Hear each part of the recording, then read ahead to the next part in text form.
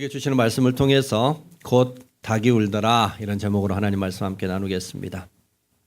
목회자를 만나서 이야기하고 교제하는 자리들이 많고 또 여러 목회자들과 이야기를 하다 보면은 목회자의 최대 관심이 뭔가 살펴보면 어떻게 하면 사람이 변화될 수 있을까? 과연 사람은 새로워질 수 있을까? 이것에 대한 관심들이 참 많은 것 같습니다.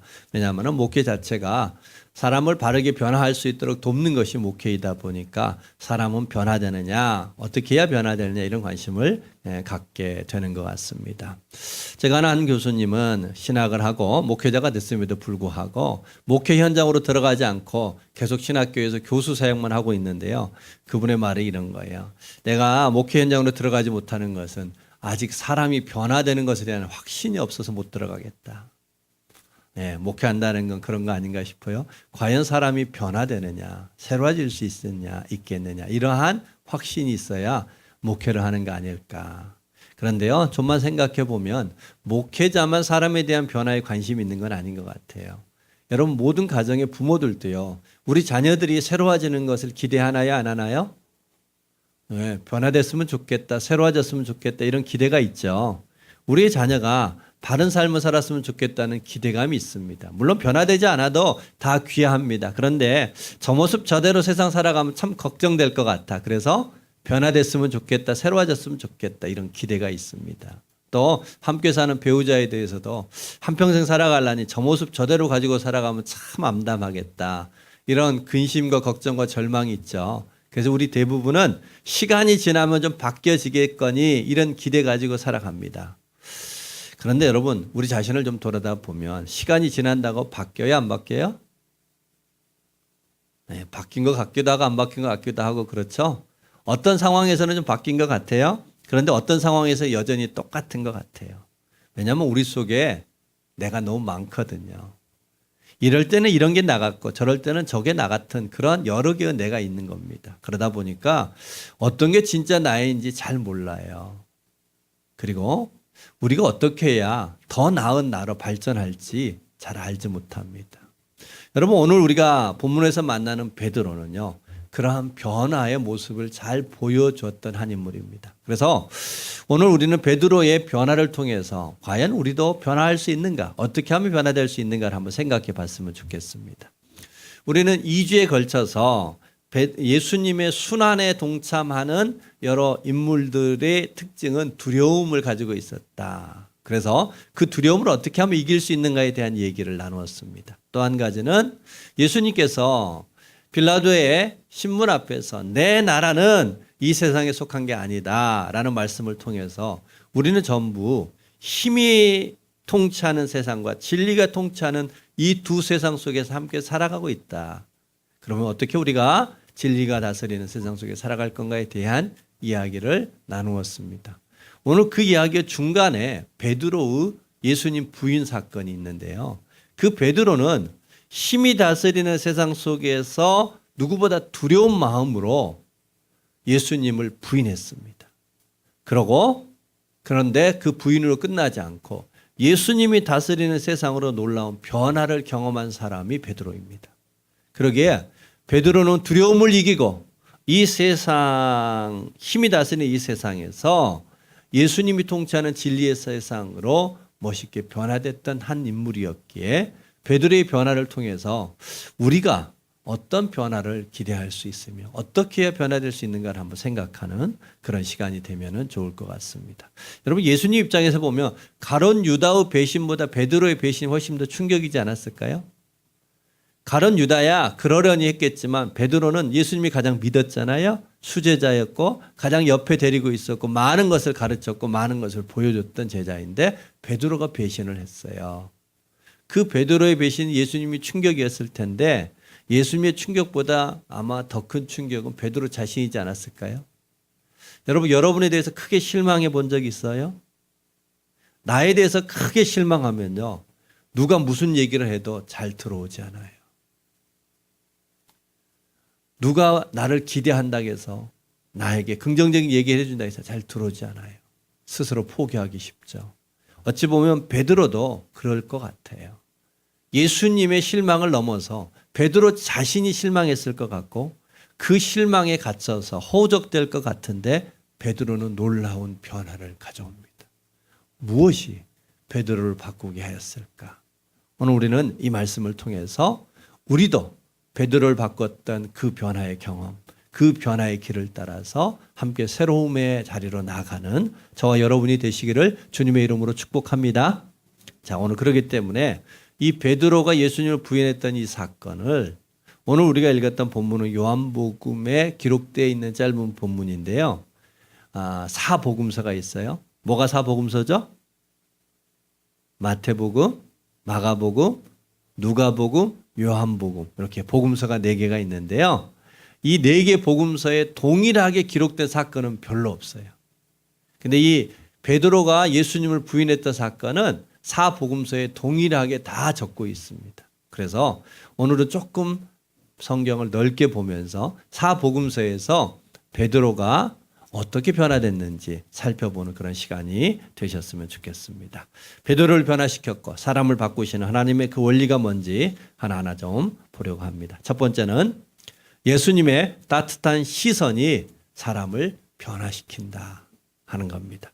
자, 오늘 PPT에 띄워놨는데요. 누가복음 22장 60절과 61절 말씀 우리 같이 한번 읽어보겠습니다. 앞에 스크린 보고 함께 읽겠습니다. 베드로가 이르되 이 사람아 나는 내가 하는 말을 알지 못하노라고 아직 말하고 있을 때에 닭이 곧 울더라. 예수께서 돌이켜 베드로를 보시니. 자, 오늘 우리가 본문에서 읽었던 것처럼 베드로는 닭이 운 후에 새로운 사람으로 변화되는 역사가 있습니다. 그런데 닭이 운 후에 2개의 사건이 있는데요. 첫 번째가 예수님과 눈이 마주쳤습니다.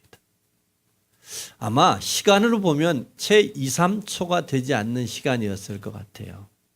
예수님은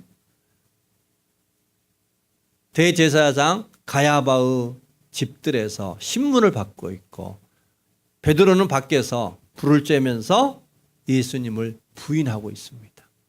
그 부인함 세 번째 부인하고 나서 닭이 울었고 닭이 운 후에 예수님과 눈이 마주쳤습니다.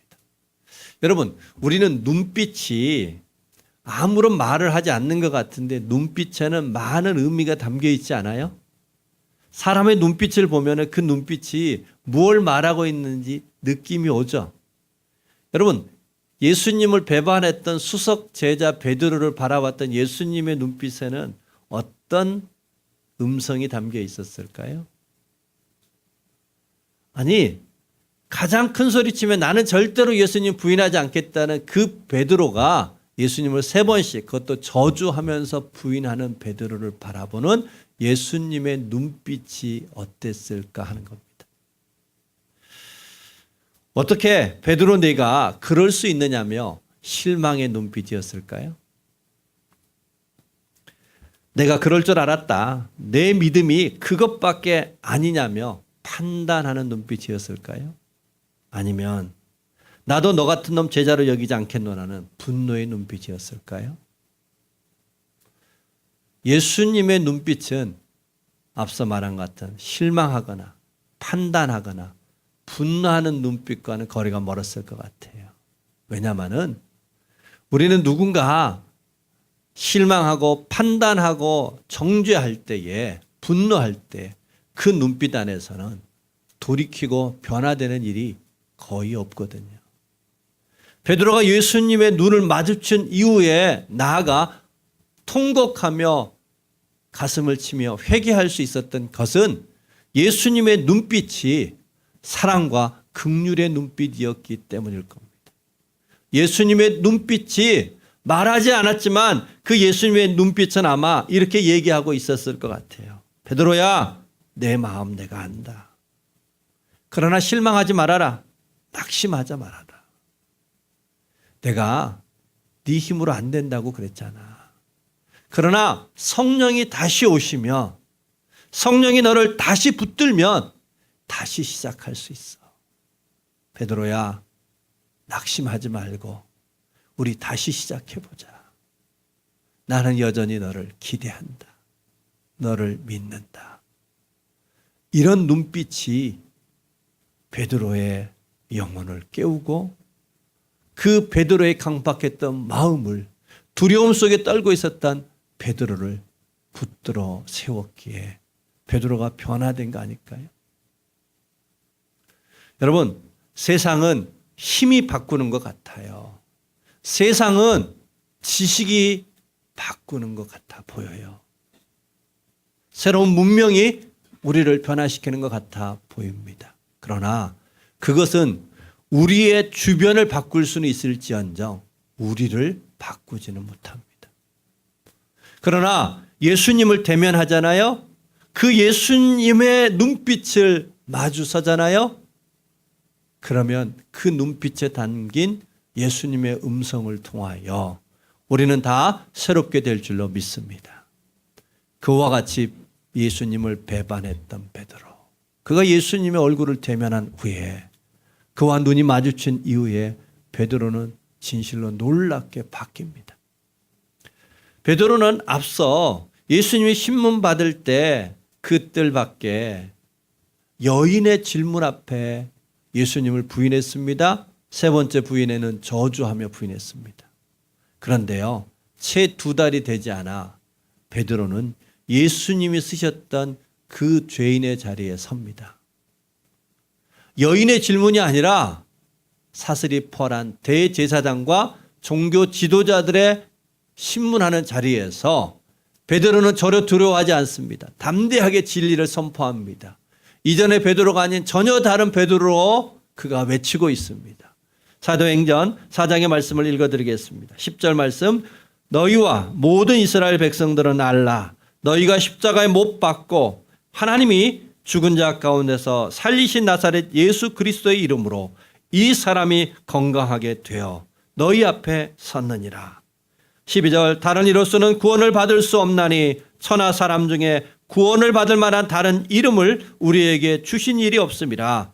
19절에 베드로와 요한이 대답하여 이르되 하나님 앞에서 너희의 말을 듣는 것이 하나님의 말씀을 듣는 것보다 옳은가 판단하라. 여러분, 어찌 여인의 말에 예수님을 저주하며 부인했던 베드로가 이처럼 당당해질 수 있었을까요? 깨달았기 때문에, 뭔가 더 지식을 갖게 되었기 때문에, 뭔가 새로운 것을 알았기 때문에, 아니요. 예수님을 대면하였기에 예수님의 그 눈빛을 통하여 베드로의 심령 속에 부어주셨던 그 사랑과 그 긍휼과 그 기대하심이 있었기에 베드로는 당당한 자로 새롭게 되는 역사가 있었던 것입니다. 여러분, 우리도 마찬가지입니다. 앞서 언급했던 것처럼 우리를 바꿀 수 있는 것은 세상에 있지 않습니다. 우리를 변화시킬 수 있는 것은 겉에 있지 않습니다. 우리를 변화시키는 것은 속에 있습니다. 곧 우리를 변화시키는 것은 예수 그리스도로부터 주어지는 것이지 우리가 만드는 게 아니라는 것입니다. 여러분, 우리를 바꾸기 위하여 우리는 여러 가지의 노력을 할 수도 있습니다. 결단을 하기도 합니다. 결심을 하기도 합니다. 뭔가를 배우기도 합니다. 그것이 우리를 바꾸는 것이 아니라 주님이 우리 안에서 우리를 향한 그 사랑과 긍휼로 우리의 영혼을 깨울 때 우리는 새롭게 변화되는 역사에 있을 줄로 믿으시기 바랍니다. 예수님의 눈빛을 통해서 예수님은 오늘도 우리에게 말씀하십니다. 나는 내 모습 그대로가 좋다. 우리의 존재 자체를 그대로 품어주시는 예수님의 그 눈빛. 우리는 내가 나를 봐도 부끄럽고 여러 가지 부족한 것이 많은데 우리 주님은 그 모든 험을 다 덮어주시고 괜찮다. 나와 다시 한번 시작해보자. 나와 다시 한번 영원한 소망, 진리의 소망을 바라보며 우리 한번 나가보자. 우리에게 힘주시고 우리의 실망과 낙심한 것들, 가룟 유다처럼 포기하고 싶었던 우리의 마음 꼭 끌어안아 주시면서 괜찮다. 다시 한번 시작해보자. 격려하시고 소망 주시며 우리를 붙들어 주시는 그분의 눈빛을 볼 때에, 그분을 대면할 때에 우리는 새롭게 되는 역사에 있을 줄로 믿습니다. 여러분, 사람 누군가가 여러분을 귀하게 여겨도, 사람 누군가가 여러분의 허물을 덮어줘도 사람 누군가가 여러분을 기대해도 잘해보고 싶은 결단과 소망이 생기지 않아요? 하물며 우리 하나님께서, 우리 주님께서 우리를 바라보시면서 나도 나를 실망스럽게 여기는데 그분은 나를 전혀 실망하지 않는 눈으로 바라보시는 그 눈빛을 대면할 때에 우리 모두가 다 새롭게 되는 역사 있을 줄로 믿습니다. 주님의 그 시선으로부터 우리의 변화가 시작되어지는 것을 기억하고 우리를 바꾸고자 한다면 주님을 대면할 줄 아는 저와 여러분 되기를 주의 이름으로 축복합니다. 두 번째로는 무엇이 베드로를 바꿨을까? 무엇이 사람을 바꿀 수 있을까 하는 것입니다. 말씀이 영혼을 깨울 때 사람은 변화된다는 겁니다. 하나님의 말씀이 그 안에 들어오면 영혼이 변화가 되는데 여러분 오늘 말씀에 보면은 우리가 읽었던 요한복음 우리 두 부분을 읽었는데 동일하게 앞부분은 대제사장의 장인 안나스의 집에서 예수님의 신문 받을 때, 두 번째는 대제사장 가야바의 집에서 신문 받을 때인데요. 이 시기가 우리 보통 부활절이요. 예수님 죽으시고 부활하셨던 그 부활절이 빠르면 3월 말, 늦으면 4월 정도가 되지요. 그런데 시기적으로는 그런데 계절적으로 보면요. 이스라엘 지역에서 이 시기는요. 늦 겨울 정도 됩니다. 여러분 아직 봄이 오기 전에 늦 겨울 정도 되면은요. 낮에는 그런 대로 괜찮아도 밤 되면 춥죠. 쌀쌀합니다. 그래서 두 곳에 동일하게 사람들이 숯불을 피워놓고 있었고요. 베드로가 예수님을 부인했던 그 장소는 숯불 옆에서입니다. 날씨가 추웠어요. 그래서 손발을 녹이기 위해서 숯불을 찾았습니다. 그래서 숯불 곁에서 베드로의 손발은 녹였는데 영혼은 꽁꽁 얼어 있었던 겁니다. 여러분 우리는 추우면 난로를 찾을 줄 알잖아요. 여러분 우리의 심령이 꽁꽁 얼어 있을 때는 어떻게 해야 될까요? 난로를 가까이 해야 돼, 하나님을 가까이 해야 되는데 결단코 우리는 스스로 하나님을 가까이 하지 않아요. 베드로처럼 예수님 곁에서 3년을 살았던 베드로도 자기의 꽁꽁 얼어버렸던 그 영혼의 냉기를 녹일 방법을 알지 못했던 거예요. 그런데 닭이 울고 나서 닭 울음소리를 듣고 나서 그 영혼이 깨어나는 새로운 변화가 시작됩니다. 어떻게 변화됐을까요? 우리 마태복음 26장 74절과 75절 말씀 우리 같이 한번 읽겠습니다. 앞에 스크린 보시고 함께 읽어보겠습니다. 시작. 그가 저주하며 맹세하여 이르되 나는 그 사람을 알지 못하노라 하니 곧 닭이 울더라. 이에 베드로가 예수님의 말씀에 닭 울기 전에 내가 3번 나를 부인하리라 하심이 생각나서 밖에 나가서 심히 통곡하니라. 닭 운 후에 누가복음 22장에서는 예수님과 눈이 마주쳤더라에다 초점을 뒀는데요. 마태복음은 예수님의 말씀이 생각났다. 닭 울기 전에 네가 나를 3번 부인하리라 했던 그 말씀이 생각이 났다는 겁니다. 곧 베드로의 꽁꽁 얼어붙었던 그 심령이 하나님의 말씀이 들어오자 그 영혼이 깨어났던 겁니다. 그 영혼에 온기가 돌기 시작했습니다. 여러분 결단코 사람이 통곡하며 회개하며 눈물 흘리는 일은 거저 되지 않습니다. 힘들다고 되지 않아요. 세상에서 힘들어 아파서 울 수는 있어도요. 하나님 아버지 앞에 나와 진실로 통곡하며 나의 부끄러움과 부족함을 내려놓는 것은요. 거저 되지 않는 거예요. 그의 영혼이 풀어져야만 하나님 앞에 회개하고 하나님 앞에 기도할 수 있는 것이지 그가 지식이 많다고 힘이 있고 그가 뭔가 권력을 가졌다고 절대로 그 영혼이 하나님 앞에 풀어지지 않습니다. 오직 하나님의 말씀이 그 영혼을 사로잡을 때 하나님의 말씀이 그 심령을 뚫고 들어가 그 영혼을 깨울 때 그래야 꽁꽁 얼어붙어 있었던 그 영혼을 풀어 따뜻하게 온기가 돌게 할 때만이 회개하고 변화되고 새로워집니다.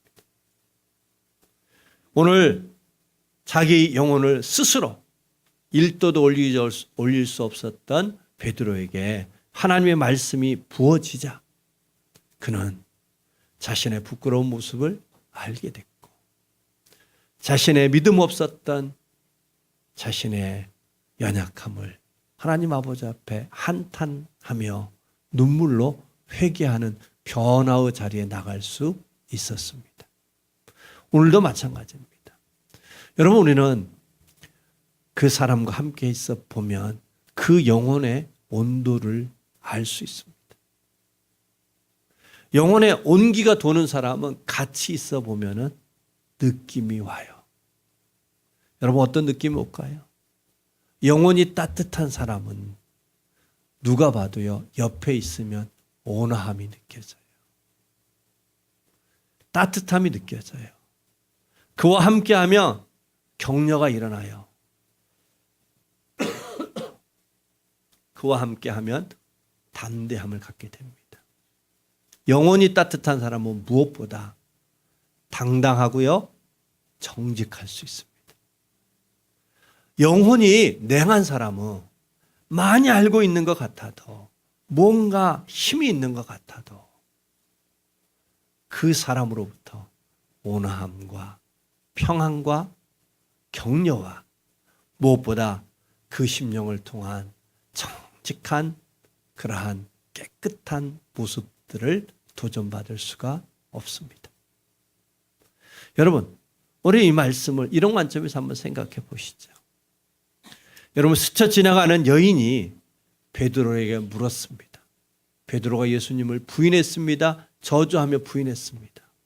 그런데 이 예수님을 부인했던 베드로 부인 사건은 4개 복음서에 다 기록됐다겠습니다. 누가 말했을까요? 베드로가 예수님을 부인했다는 얘기를 누가 얘기했을까요? 이 여인도 그가 베드로인지 알지 못하고 던진 질문이었기에 여인도 베드로가 부인했다고 알지 못했습니다. 누구만 알았어요? 베드로 자신만 알았어요. 여러분, 우리는 사람들 앞에 내가 특별히 영향력이 있고 또 내가 뭔가 괜찮아 보이고 싶은 사람은 다 자기의 허물을 덮고 자기의 좋은 면만을 과장하지 않아요? 여러분, 모든 나라의 영웅은 부족한 점이 왜 없었겠어요? 그런데 우리나라의 이순신 장군의 부족함 말하지 않아요. 세종대왕에 대해서 부족함 말하지 않죠? 왜요? 우리의 영웅으로 지켜 세우기 위함이에요. 그런데 베드로는 당대의 교회의 수장이었습니다. 가장 영적인 큰 영향력을 끼쳤던 어른이었습니다. 그런데 이 베드로의 가장 부끄러운 민낯과 치부를 성경은 적나라하게 기록하고 있습니다. 누가 말해서요? 본인이 말했다고요. 왜요? 무엇 때문에요?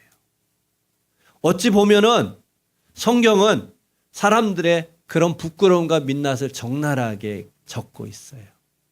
우리가 잘 아는 믿음의 조상 아브라함은 자기 부인을 자기 혼자 살겠다고 2번이나 동생이라고 속이죠. 여러분, 그런 남편하고 같이 살고 싶어요? 안 살고 싶어요? 자기 혼자 살아보겠다고 동생이라고 부인을 속이는 남자. 치졸한 사람이에요, 아브라함. 우리가 가장 위대하게 하나님이 내 마음에 합한 자라고 얘기했던 다윗도요. 하나님이 하나님의 백성들 하나님의 뜻대로 다스리라고 왕의 자리에 세워놨더니 그 힘으로 종의 부인을 뺏었어요. 그것도 부족해서 그 종을 죽였어요. 여러분, 이렇게 못된 사람이 어디 있어요? 그런데 성경은 그것을 적나라하게 적고 있습니다. 왜요?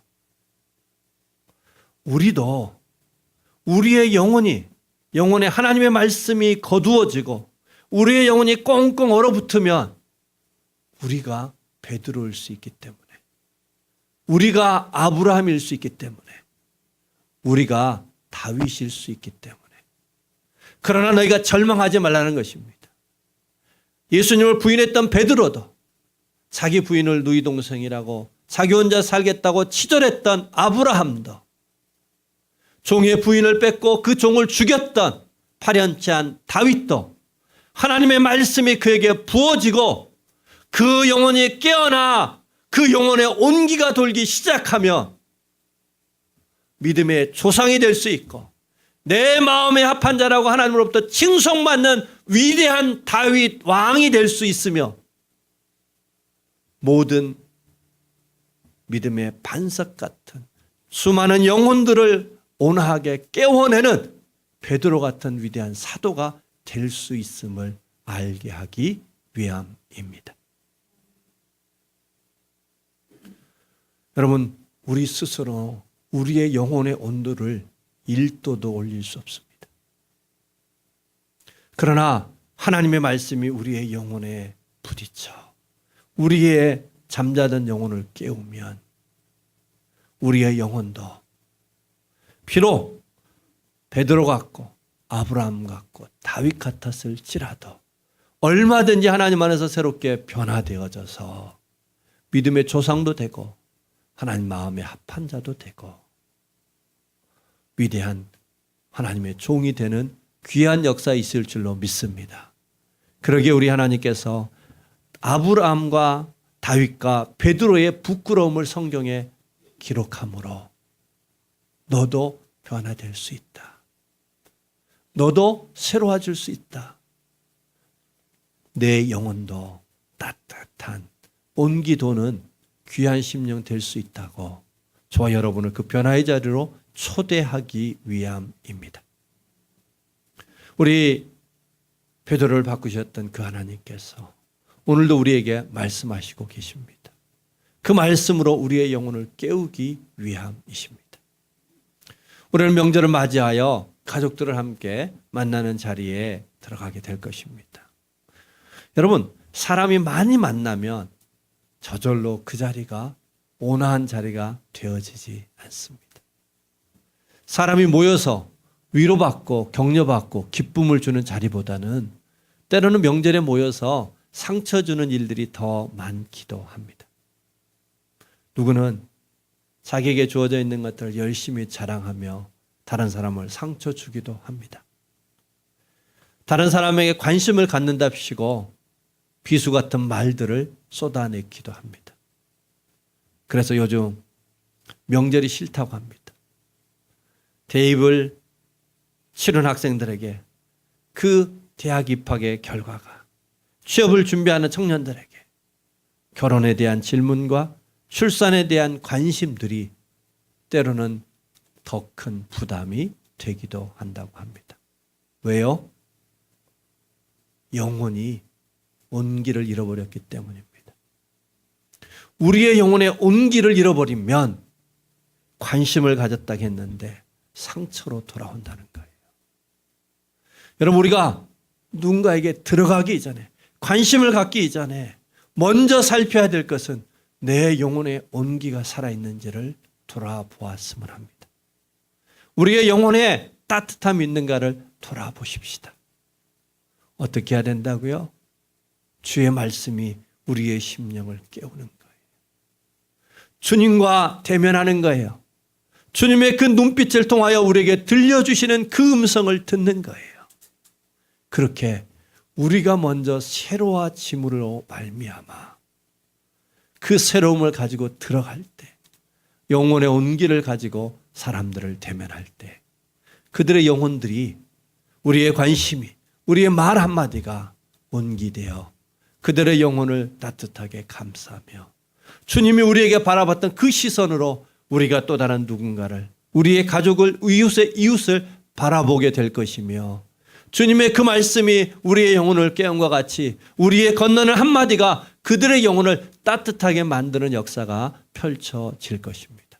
그러기에 우리는 들어가기 전에, 누군가를 만나기 전에 한번 살펴보셨으면 합니다. 내 영혼에 온기가 있는가를 돌아보십시다. 베드로가 어떻게 바뀌었다고요? 주님을 대면했습니다. 주님이 대면했습니다. 베드로의 모습은 곧 닭이 울더라 그 이전과 이후가 확연하게 달라졌습니다. 베드로가 새로운 결심을 했기 때문에? 아니요. 주님을 대면했기 때문입니다. 닭이 우는 그 기점을 기준으로 이후의 베드로는 정말 반석 같은 베드로가 될 수 있었던 것은 주님을 대면했기 때문입니다. 그동안 주님 옆에 있었습니다. 주님의 수없이 많은 소리를 들었습니다. 보았습니다. 그러나 정작 주님의 얼굴을 대면했던 그 순간 주님의 눈빛 속에서 주님의 그 눈빛이 외치는 음성을 듣고 베드로가 바뀐 거예요. 여러분, 우리도 마찬가지입니다. 수없이 교회를 다닐 수 있으나 주님을 대면할 때, 그분을 맞이할 때 우리의 새로운 변화가 시작될 줄로 믿습니다. 주님은 분명 우리를 향하여서도 베드로를 바라봤던 그 눈빛으로 우리를 바라보고 계십니다. 우리가 하나님 아버지 앞에 우리의 분주함과 우리의 탐심과 우리의 염려와 근심을 내려놓고 주님을 향하여 우리의 시선을 돌이킬 때 주님은 베드로를 바라봤던 그 동일한 시선으로 좋다. 우리 모습 그대로를 기뻐하시면서 우리의 허물을 덮어주시면서 우리의 무너짐을 다시 한번 용기를 북돋아주며 나하고 다시 한번 시작해보자 말씀하시며 우리를 향하여 바라보시는 주님의 그 눈빛을 대면할 때 우리는 그 눈빛을 통하여 새로운 변화의 역사의 자리로 나가게 될 것입니다. 또한 우리도 비록 추운 날 우리의 몸을 녹이기 위하여 숯불을 가까이 하듯 난로를 가까이 할 줄은 알지만 우리의 영혼의 온도를 돌아보면서 하나님이여 내 영혼이 냉합니다. 내 영혼에 스스로 1도도 올릴 수 없는 그 냉함이 있습니다. 하나님, 내가 이러한 냉함으로 누구를 만난들, 누구에게 좋은 말을 한들 그것이 어찌 그 영혼에게 온기가 되겠나이까. 하나님이여 다시 한번 내게 말씀하여 주옵소서. 내가 듣겠사오니 내게 다시 한번 말씀하여 주옵소서. 주의 말씀이 우리의 심령을 뚫고 들어올 때에 얼었던 우리의 영혼을 깨우고 우리의 영혼에 생명의 온기가 돌는 아름다운 역사 있을 줄로 믿습니다. 우리의 겉을 변화시키는 것에 10분의 1만이라도 우리의 속을 바꾸기 위하여 애쓸 줄 아는 저와 여러분이 되기를 소망합니다. 그럴 때 우리는 명절을 맞아 가족을 만나는 일이 있든지 우리가 직장에서 일터에서 누군가를 대면할지라도 그 자리가 복의 자리가 되는 역사 있을 줄로 믿습니다. 여러분, 우리 모두가 하나님 앞에서 늘 새로워지는 자 되기를 소망합니다.